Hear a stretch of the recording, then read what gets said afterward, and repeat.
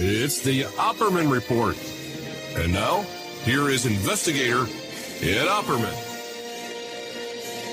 Okay. Here we go. Welcome to the Opperman Report. I am your host, Private Investigator Ed Opperman. You can find me at Opperman Investigations and Digital Forensic Consulting. Okay. What do you say? If you like our show, be sure to check out our Patreon, Opperman Report Patreon. Check that out. I got a whole bunch of new stuff I got to be putting up there, man. I'm going to get to work on it this week, and I'm going to have that guy come back in and help me out again. Upload stuff all day. But our archives you can always find for free, along with this live Friday night solo show, as it's become known as, on Spreaker, Spreaker.com. Go to Spreaker.com. Sign up for free. There's a chat room. Get an email notification anytime I put up new content. And a lot of fun games and surprises at Spreaker.com. Let me see what the name of the show is tonight. Because I got so much I want to talk to you about. I've had some week. I haven't eaten all day long. I have not had a bite to eat, a morsel of food this entire day. But I don't want to delay too long because I know people, especially that YouTube community, they get very, very upset when I wait too long to get to the topic of the show. And I think tonight's show topic is quite important. We're talking about the gas price situation. My goodness. Gas has gone up so much. Thanks, Joe Biden. Oh, my goodness. You see the sticker? Oh, let me post a meme about this. Let's go, Brandon. Well, no. Let me post a meme. I'm a Democrat. Let me tell you, you don't understand about supply and demand. It's about supply and demand in international markets. You don't understand gas prices. The president doesn't control gas prices. What's wrong with you, foolish Republican? Oh, you foolish Democrat. What about the Keystone Pipeline? Mr. Biden, let's go, Brandon, came into office and he shut down the Keystone Pipeline. Of course that reduced the supply, and of course that made the increase of price of oil. Oh, no. It's Ukraine that's causing this. It's Putin who's causing our pain at the pump. It's not Mr. Let's go, Brandon, or anything like that. And you notice all the people are saying this, that they're all capitalists. Okay, every single one of these mother effers are capitalists, man, every one of them. Okay? And they don't want you to know how to resolve this situation with the high gas prices at the pump. But I'm going to help you out here. I'm going to tell you. That's the kind of guy I am. Let me check out, see how we're doing. If I have all my ducks in a row here.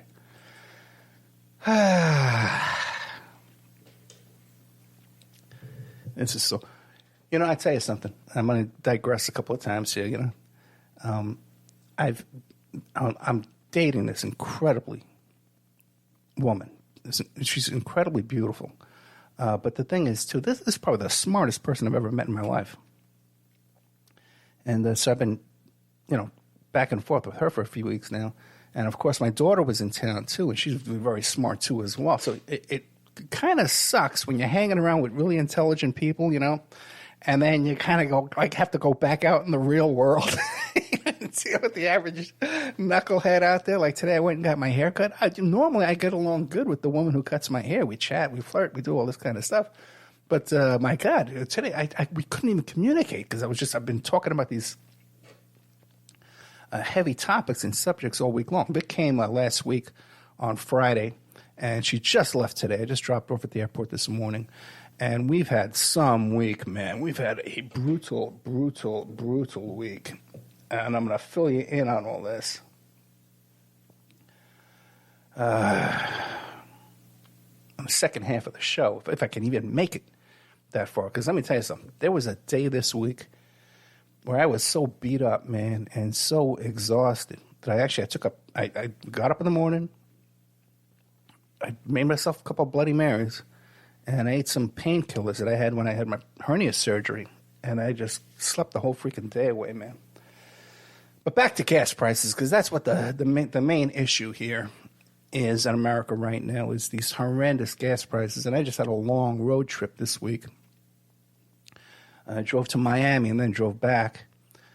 So believe me, I used a lot of gas.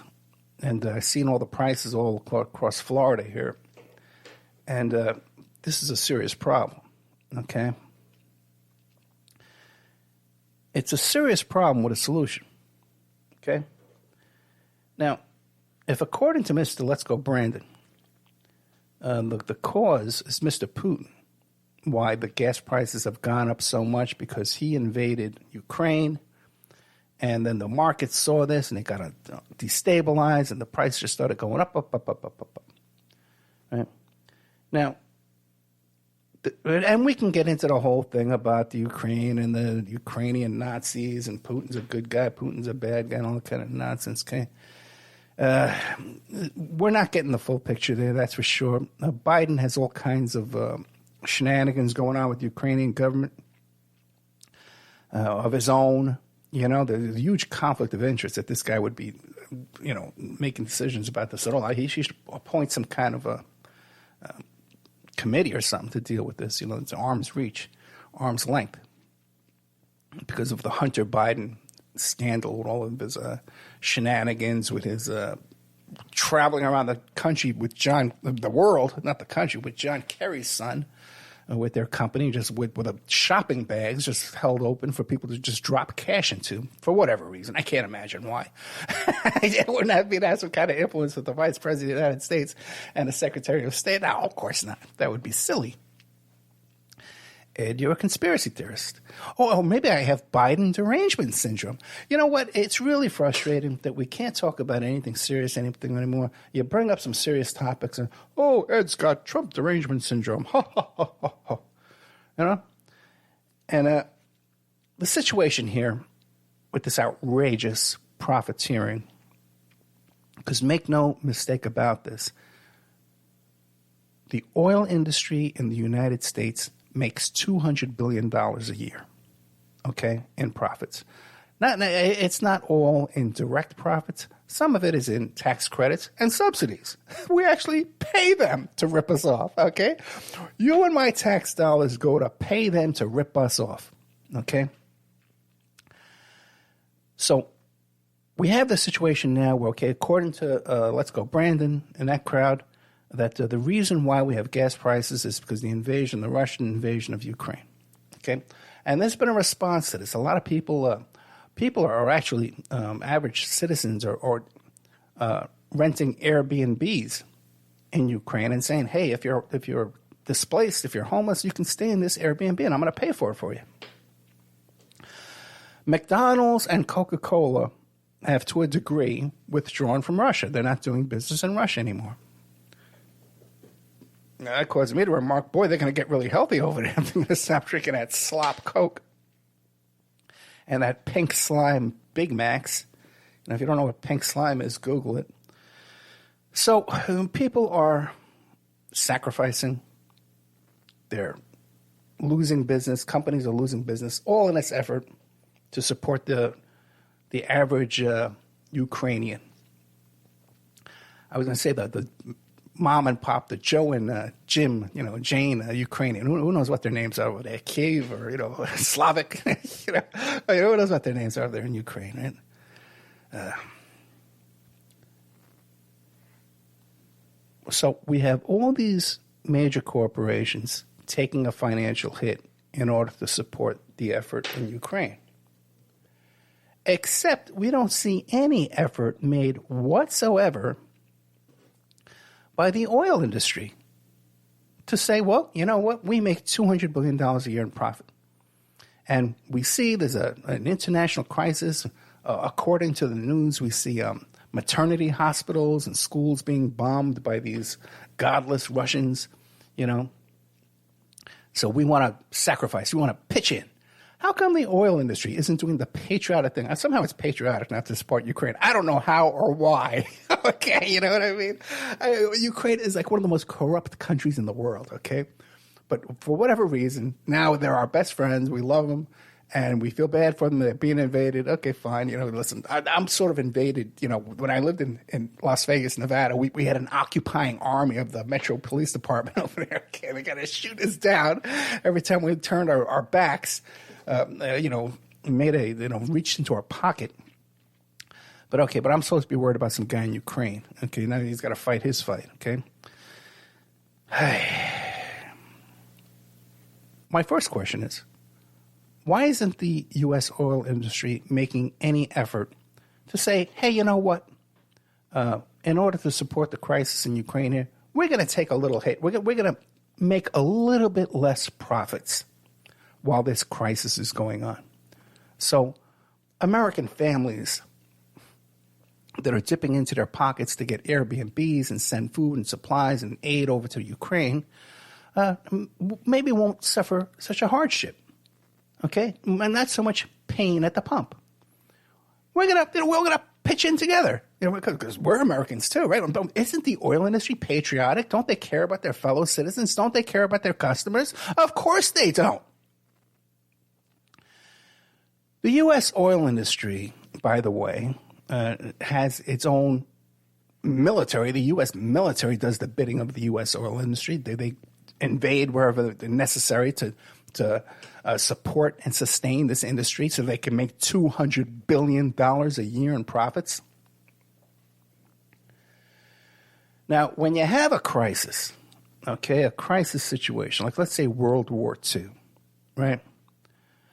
And we needed to build tanks. The U.S. government said, okay, you're an auto dealership. We're forcing you to build tanks and Jeeps instead of cars so we can fight these Nazis and the fascists, okay? So they nationalized these companies. And we're forcing you now to put aside your profits. You're going to manufacture something that we're telling you to do, okay? Since we are in a crisis now with soaring prices that people can't afford to pay their rent, they can't afford to pay their bills, they can't afford to deliver their groceries, they can't afford to drive Uber Eats. One of the biggest businesses right now is Amazon and Uber Eats and all that kind of stuff, right? And Uber, right? Now those guys are taking a huge hit. We have a crisis. We have an emergency. What's the wisest thing we can do to solve this crisis and its emergency? Well, we can say, let's go, Brandon. Or we can post a meme saying, it's not the president's fault with gas prices. Okay? Or we can nationalize the oil industry. The U.S. government can say, oil industry, guess what? We own you now. Okay? And that $200 billion a year in profit, we're going to use that money to reduce the cost of gasoline by $200 billion a year. That's quite a bit. There's only 225,000 licensed drivers in the United States, okay? And so if you divide up that $200 billion by those that numbers, but the thing is, some people use a lot more gas than other people. But we could all be saving, like a couple of $100, a month, all right, in gas expenses, just by nationalizing the oil industry and putting those profits back into our own pockets. Now, you say, well, my goodness, Ed, this is such a radical idea. How come no one else has thought of this? If it's so simple, you're right, Ed. This sounds so simple. If you have an industry here making $200 billion in profits, now, by the way, too, are they making those profits ethically and honestly? Like, where do they get that oil from? Well, they own it. How do they own it? Well, they drill it from the ground. They drill it from the ground in my country, in the United States of America? Yes, Ed, they drill it from the United States of America, and they drill it from the ground, and then they drill it from under your feet, and then they sell it back to you. Really? Now, why don't we object to that? You see these memes and these people complaining about Nestle's. Nestle's is taking this water and they put it in little bottles. They sell it back to us for $5 for $1 a bottle. And everyone says, oh, my God, that's outrageous. Someday they're going to be trying to sell us air.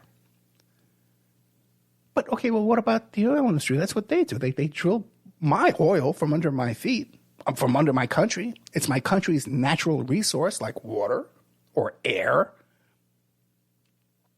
And then they sell it back to me. How does that work? Why is that allowed? Right? It's the stupidest thing in the world. That we allow this to happen is the stupidest thing in the world. And everyone from now on, anytime you see someone post or comment on Twitter or Instagram about gas prices, just say, if we nationalize the oil industry, we can reduce the price of energy, the costs of energy, by $200 billion a year. That's $200 billion in your pocket and in my pocket. Well, Ed, what about all these countries, whenever that's been tried to nationalize an industry, it's always ended in bankruptcy and failure. Ed, look at Venezuela. Look at Nicaragua. It ends in failure every single time. It's never worked. Ed, I don't agree with you. And Ed, I agree with everything. You're a smart guy, Ed, and we agree about this and that. But we don't agree on politics because you don't understand my politics. You don't understand. You're not, and you're not listening now when I'm trying to explain it to you. Okay? When someone comes to me with the argument that this has failed everywhere it's been tried, guess what?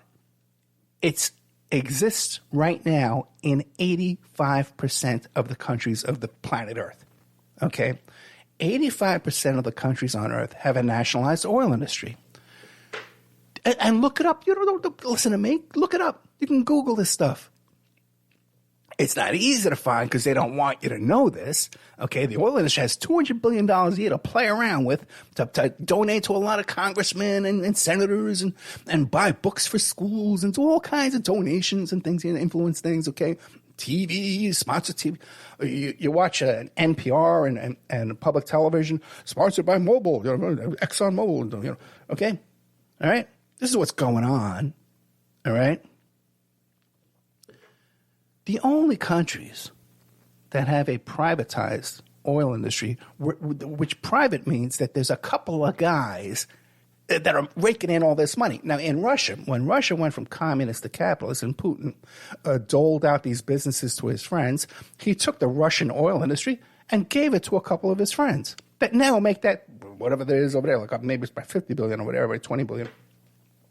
But now that money goes directly into their pocket. They took a public entity, made it private, and it goes to some gangster, like we would have Daniel Hopsicker say. Okay? Now,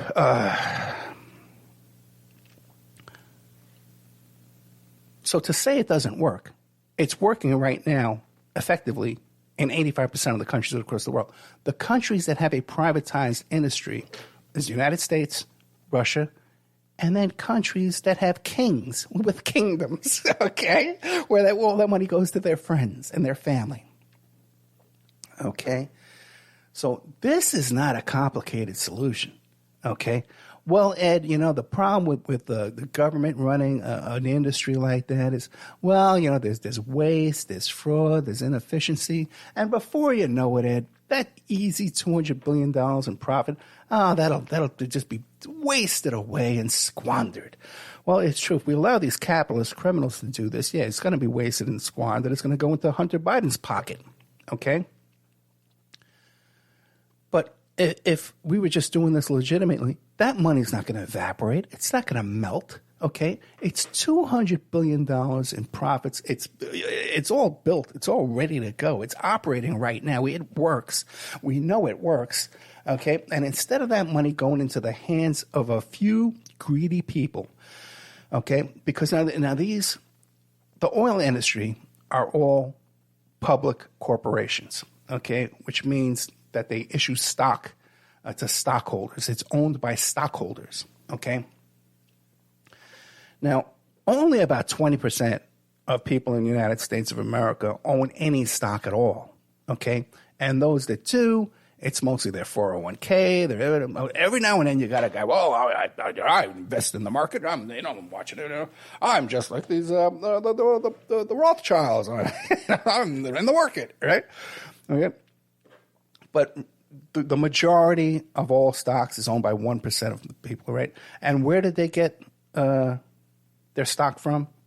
Well, they went out and they worked hard. They went out and they worked hard, and then they could afford to buy stock, and they invested in it. Now they're lying back on their wealth and their hard work after a lifetime of hard work. No, they didn't. They inherited it. Okay, these are people. The people who own this stock in these oil industries never worked a day in their life. They've never created a job. They've never done a damn thing but hold a piece of paper that says they own a company that they can buy, they can sell, they can fire people.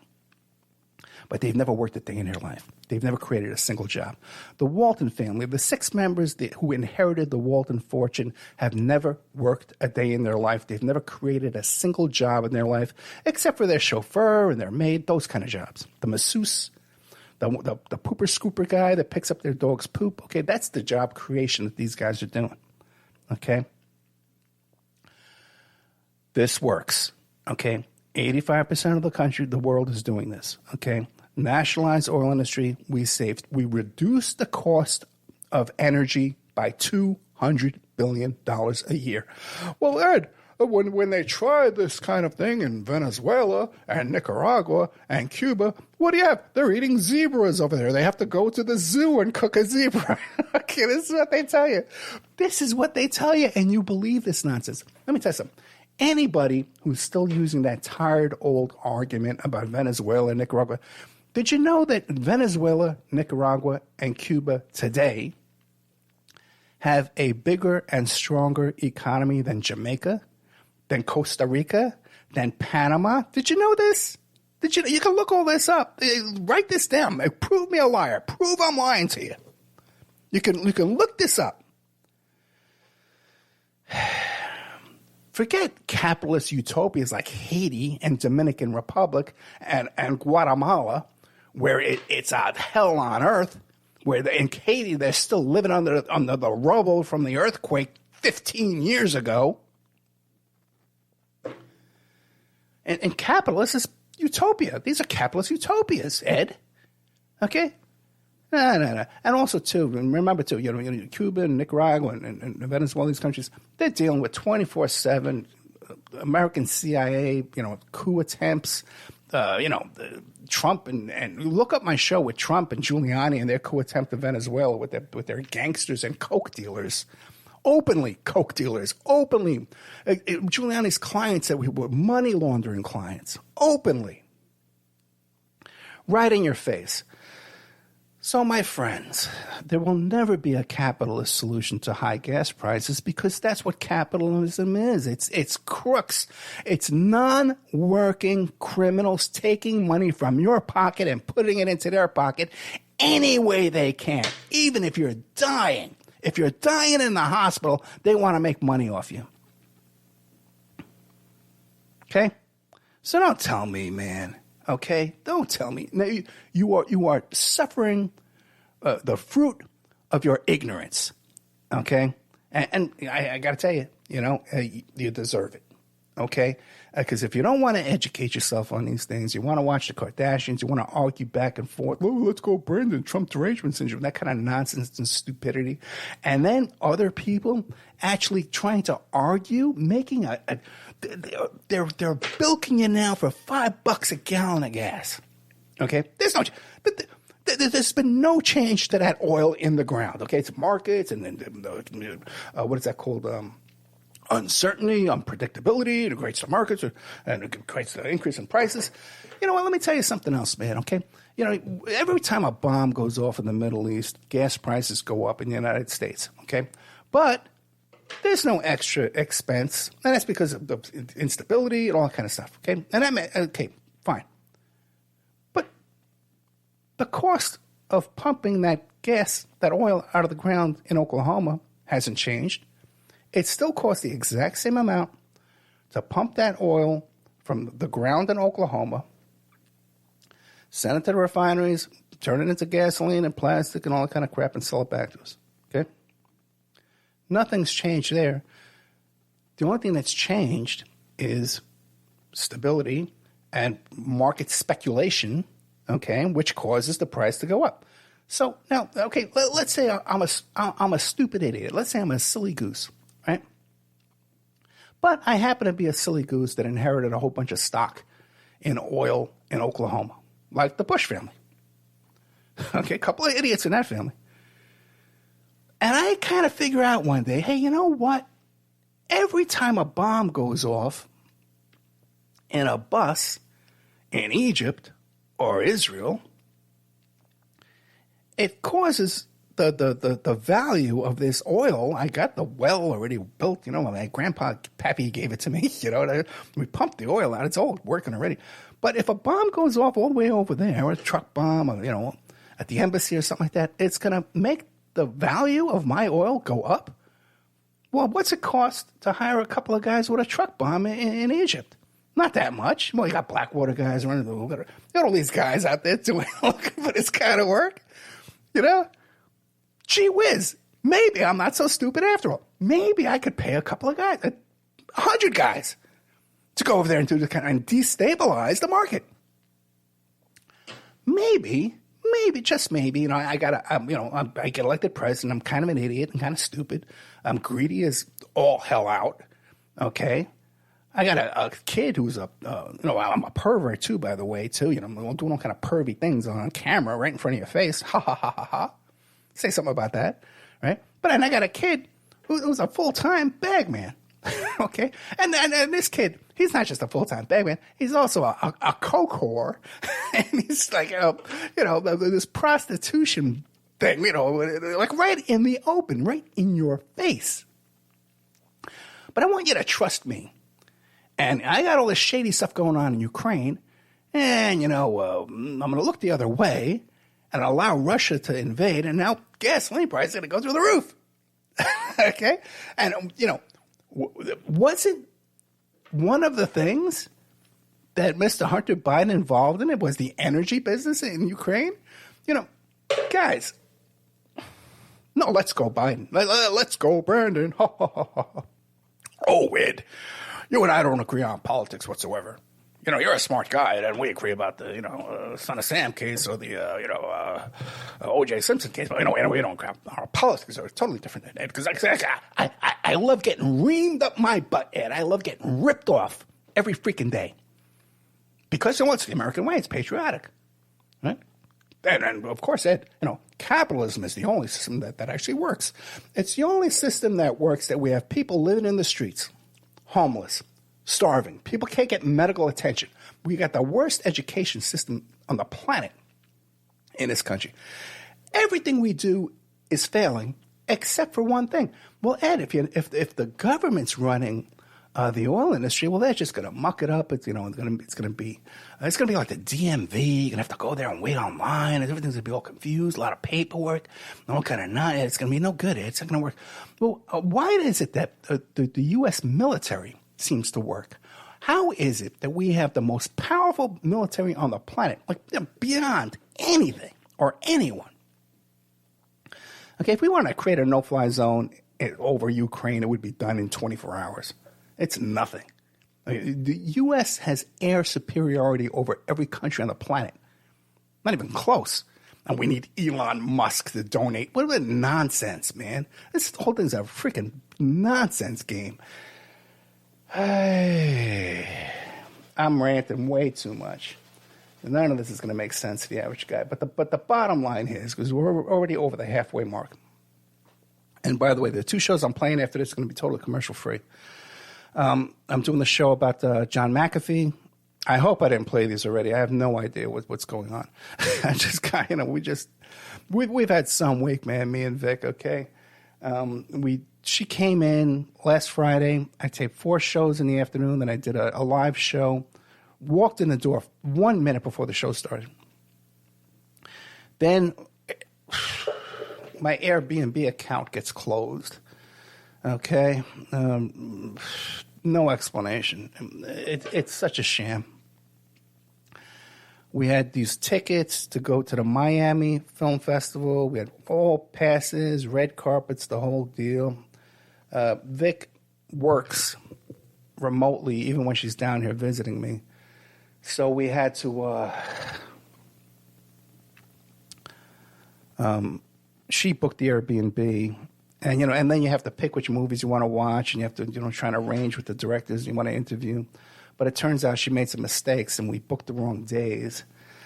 So we wound up driving all the way to Miami, and then having pretty much the next day to just drive all the way back. Total failure.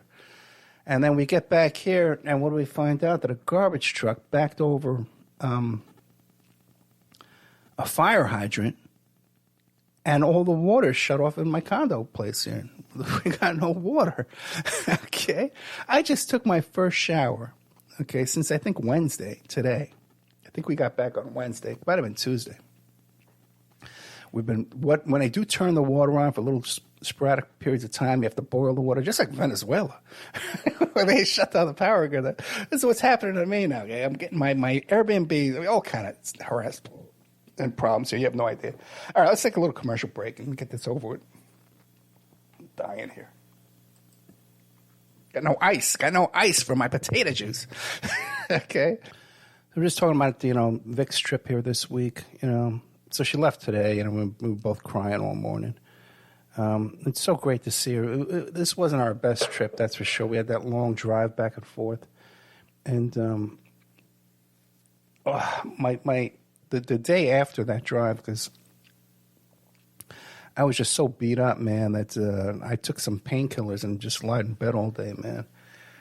And then I got sick again, too, the other night when we went and got some oysters, raw oysters.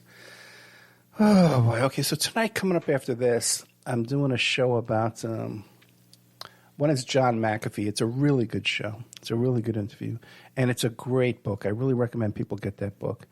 That's one thing. And then the other one, Barrett Brown, who I didn't know who this guy was, but it turns out he did like 5 or 6 years for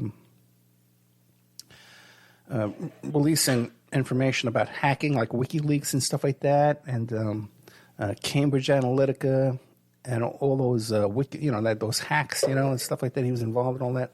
He was involved with Anonymous too, but now he doesn't support them anymore. He believes they're all infiltrated. Seems like a pretty legit guy. I wish, so many of the shows I did this week, I wish what we talked about off the air could be on here, but then the more I get mixed up in these different things, and let me tell you guys, it's getting serious too, I'm really undergoing a lot of,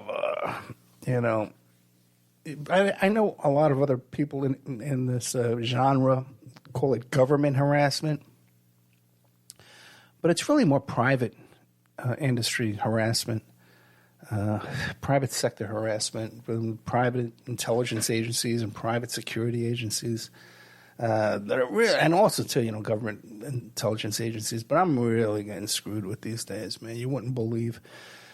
And as usual, here it is on a Friday night. Some of the most things that are consuming my life are things I can't talk about on the air, which is becoming more and more the case, and more and more as I come into contact with different people. I tell you, there's a guy who I've interviewed a few times, and we were talking, because, what interesting thing, too, is, when I interview somebody, a lot of times now they become listeners, too, and they start listening to all the different shows and the topics. And this has happened a few times in the past, 4 or 5 months.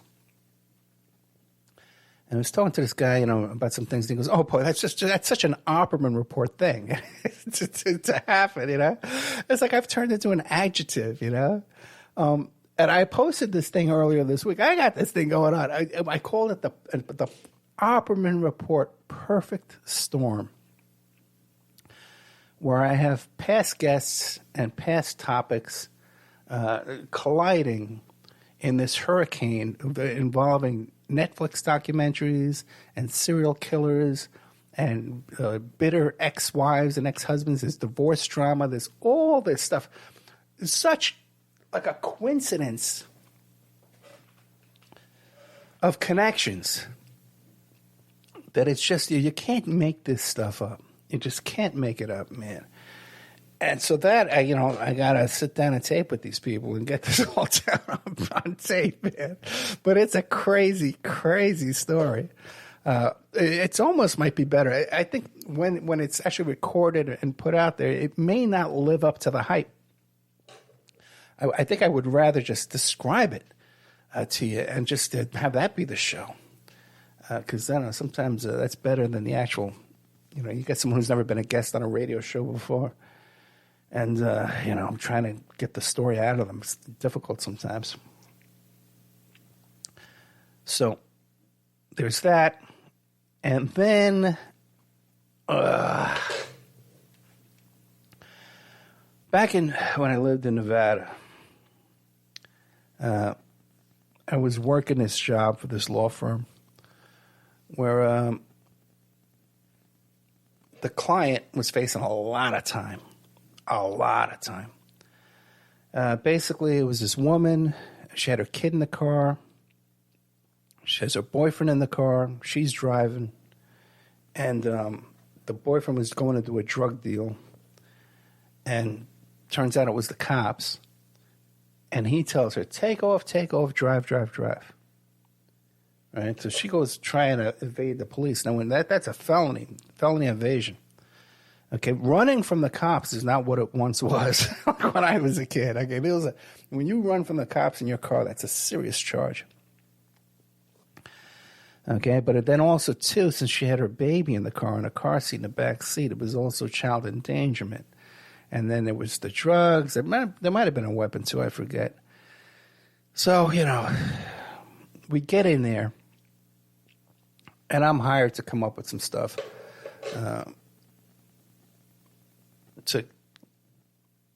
The client was the boyfriend, okay? But as you get involved with these people and you're helping them out, and we got it, we neither one of them did any jail time, okay? Which was like man, that was magic, okay? We neither one of them did any jail time. I don't know how you could be more guilty. Okay. You know what I mean? But we got him off that. But then the problem was they went after this woman's kids and they put her kids into foster care. So I'm getting paid by the law firm to work the evasion charges and all this other stuff, the drug possession charges. I think it was even the weapons possession charge too. And I'm paid to work that. But here's this woman who's lost her kids, and I went through the same kind of thing. I didn't lose it to a CPS kind of thing, but I had a child custody thing that went on for 10 years, 15 years. Brutal, situation. That was 13 years I went through. So I knew my way around that system. And I helped her out where I even got her into Section 8 housing. I drove her to California, to the DMV, to get her license, okay? And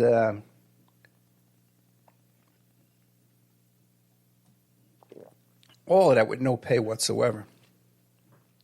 And it wasn't, a lot of people make these crazy accusations about me, but there wasn't any kind of sexual relationship or dating relationship at all whatsoever. It totally wasn't my type.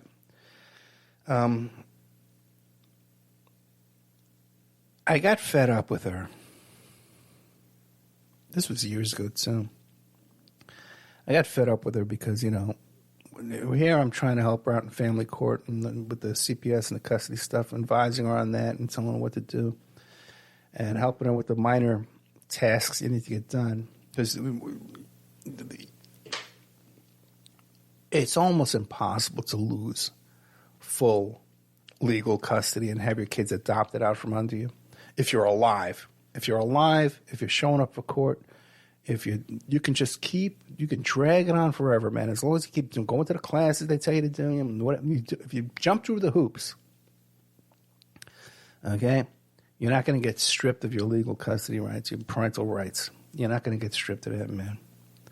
You know, your kids might be in a worse situation because they're in foster care. If you can't have a family member to go in there and take care of them. So I got fed up with her because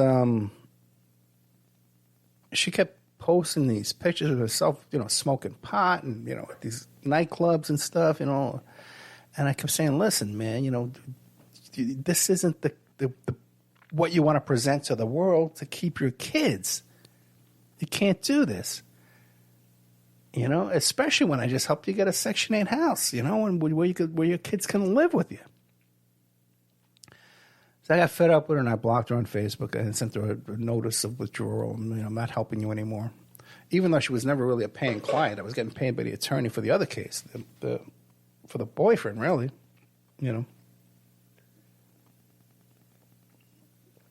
So after all these years, she finds me on Facebook, on Instagram. And she doesn't say, hey, what happened? Why'd you block me? Instead she says, hey, how you been? Oh, I got no man, no money. My car just got towed. And I said, well, what happened with the kids? She goes, oh, they were adopted out. They're forcibly adopted out. I said, were they adopted out to a family member? No, they weren't adopted out. So I know she just totally dropped the ball and she didn't do it. And then, she's telling me she got no man. Her car got towed. She's posting these videos and pictures. She's with a man. One of these losers with waving around stacks of cash. This is my bank account. All this crap, man. It's just so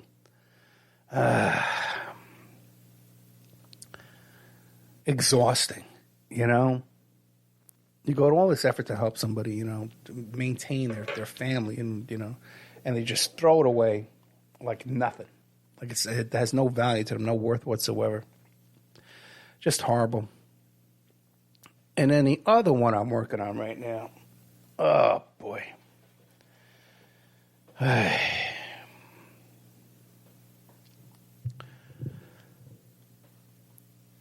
Very close friend of mine has a problem with this guy.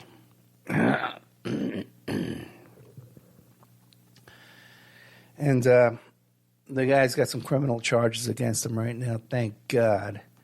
And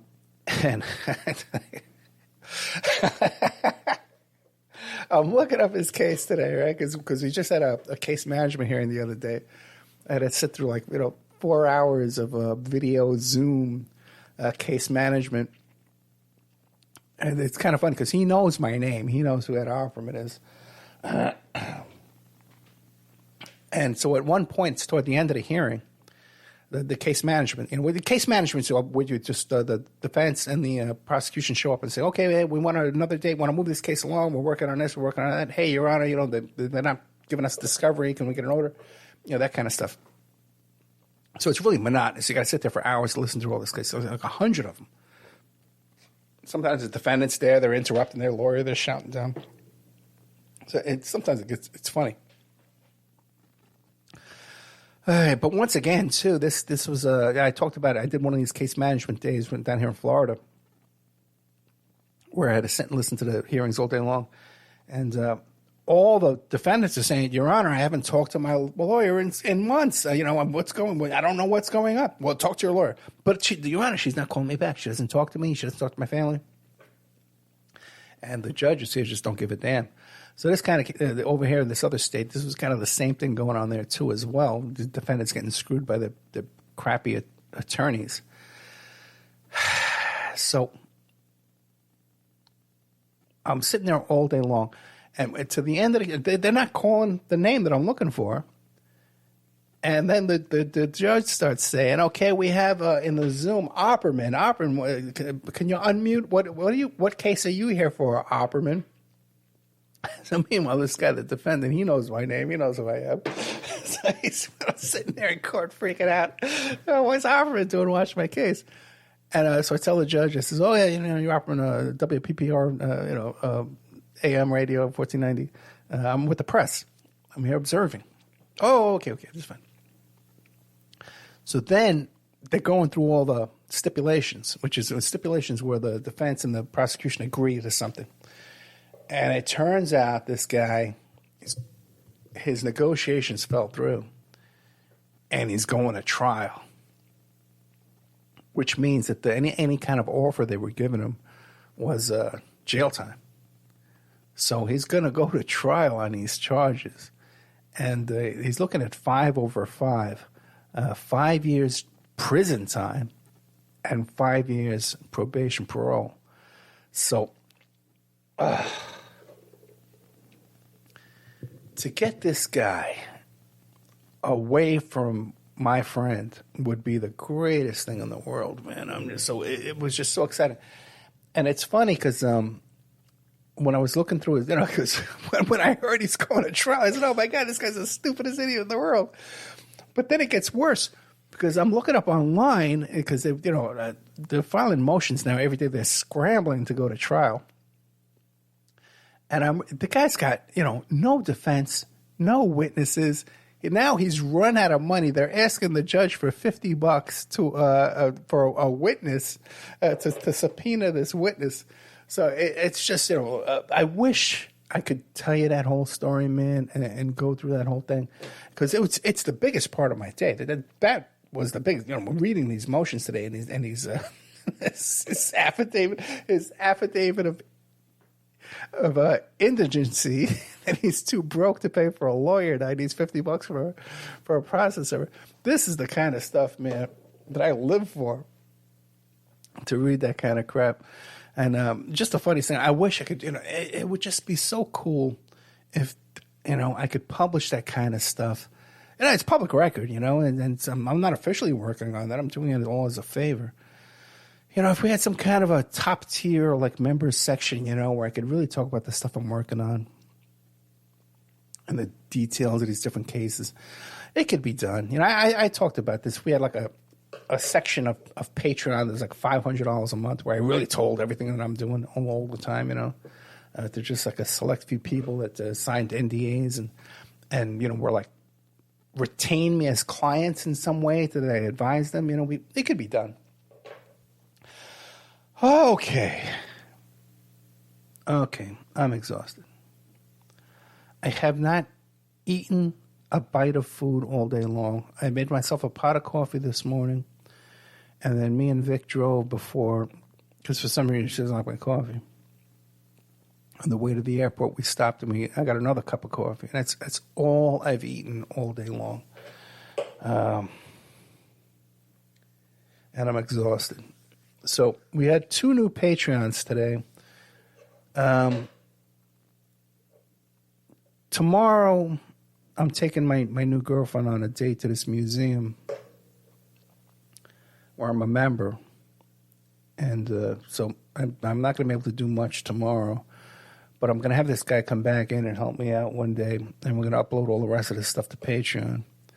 And a lot of content I got ready to go up. Tons of stuff. So hopefully we'll get that done. I got 2 new Patreons today. So if you like this show and you like what I do for and you like my work and you have any kind of pity on me for the kind of abuse I go through to do this,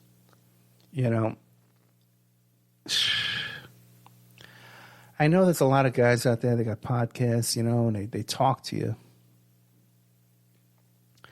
But how many of these people are really doing things in real life, man? They're mostly, they got side jobs and they just do this stupid little podcast, and then suddenly they're making $6,000-$10,000 a month.